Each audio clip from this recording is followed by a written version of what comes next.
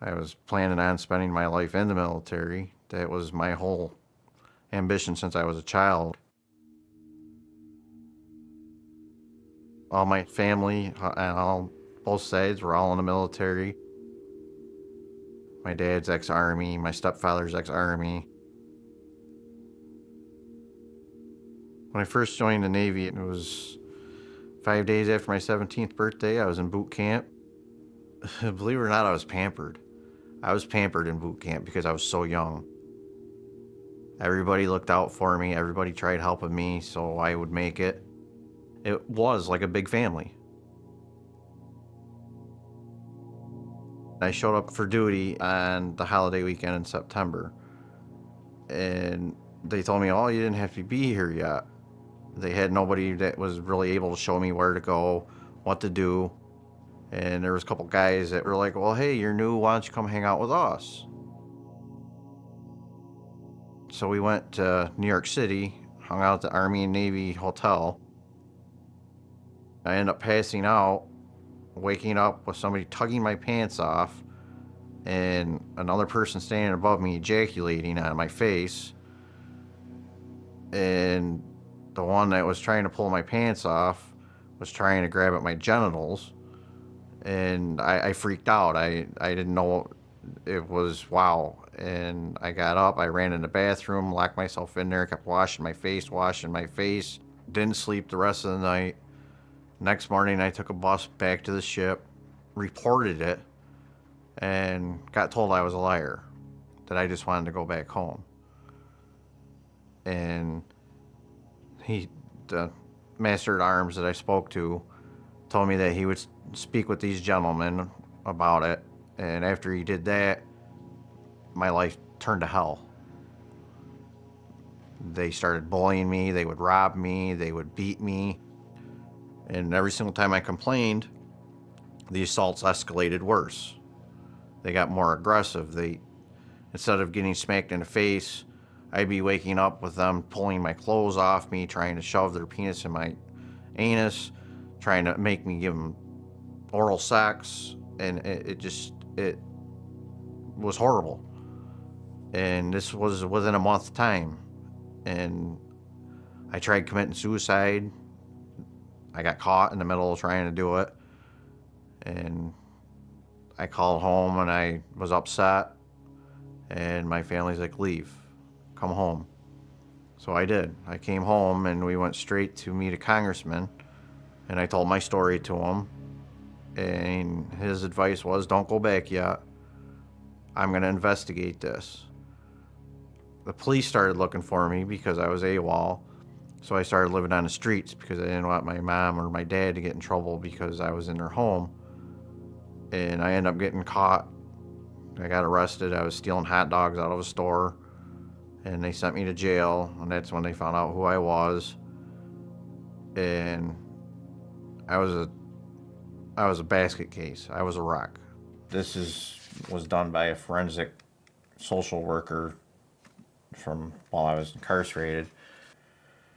And she basically writes in here her belief that I'm suffering from intense psychological pain and continued express symptoms typical to people who have been victimized and raped. I was picked up by the Navy officials. They took me to the brig, which is like a naval jail, and then they transferred me back to the ship that I was on. Some of the people that did the stuff to me weren't gone, and some of them had got caught molesting other people while I was gone.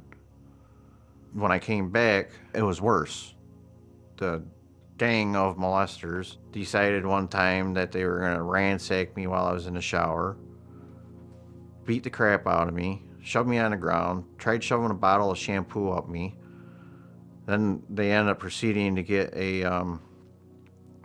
toilet bowl cleaner and ended up raping me with a toilet bowl cleaner. I ended up going to the ship's doctor. I was bleeding. He told me it was fine. It was probably just hemorrhoids or something. And just don't worry about it. I don't have to work for the day, and go back to work the next day.